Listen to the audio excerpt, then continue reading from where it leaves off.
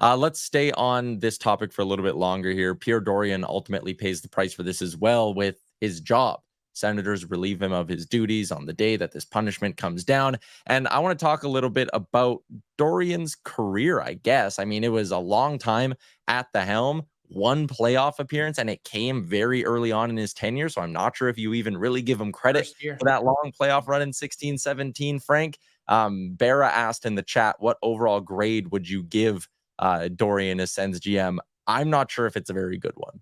I think it's a C. That's the first letter that comes to mind.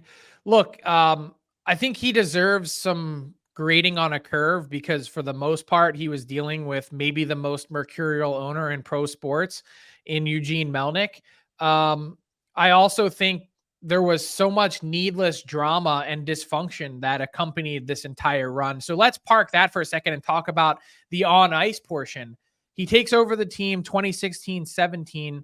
They get to game 7. I was at the game, double OT against the Pittsburgh Penguins, Eastern Conference Final, 1 goal away from going to the Cup Final.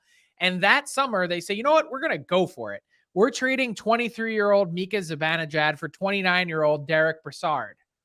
Then, as a month into the season, they get trying to chase the Cup. They trade for Matt Duchene from Colorado and give up 5 pieces.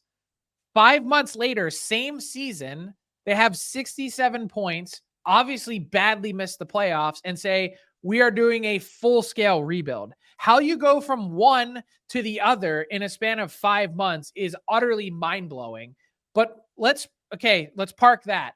Then we'll talk about the dysfunction that accompanied this team of all sorts of different kinds, whether it was on the transaction front, whether it was probably a too prolonged run for DJ Smith, who we'll get to in a second, now in his 5th year, whether it was simple things like firing of Troy Mann in Belleville, and then his brother ends up leaving the organization in Trent. Man, there were a whole lot of different things that popped up drama-wise